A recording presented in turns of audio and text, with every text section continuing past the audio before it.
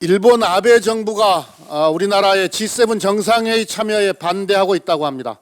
가장 가까운 이웃나라 한국을 견제하는 아베 정부의 속 좁은 소국 외교가 유감스럽습니다. 한때 세계 2위 경제 강국으로 국제 외교 무대에서 환경 외교, 인간 안보 외교를 주도하고자 했던 중견 국가로서의 위상을 포기한 것인지 묻지 않을 수 없습니다. 최근 일본은 글로벌 선도 국가로 성장하고 있는 대한민국에 대한 시기심으로 치부하기에는 지나칠 정도로 방해와 견제가 심해지고 있습니다.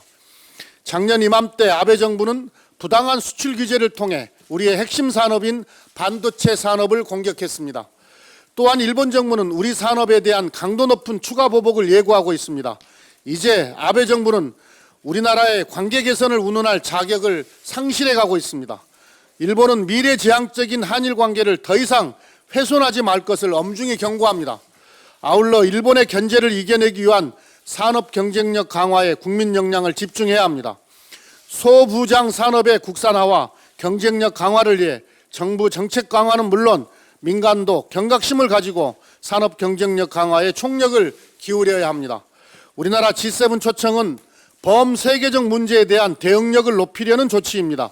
코로나19 대유행으로 인한 위기가 계속되는 상황에서 국가 간의 소통과 공조가 절실합니다. 아베 정부가 코로나19 위기에 맞선 국제사회의 이 같은 협력에 찬물을 끼얹어서는 안 됩니다. 일본 아베 정부는 코로나 위기 극복을 위한 글로벌 협력의 중요성을 신중하게 받아들이고 전향적인 태도를 취해 주시기 바랍니다. 대한민국은 코로나 위기 극복을 위한 국제사회의 협력에 있어 방역과 경제 양면에서 한국이 할 수 있는 모든 역할을 다하겠습니다. 중견국가 대한민국과 일본의 협력은 아시아 평화 질서 구축에 매우 중요합니다. 일본의 미래지향적 한일 관계 복구에 대한 이성 회복을 촉구합니다.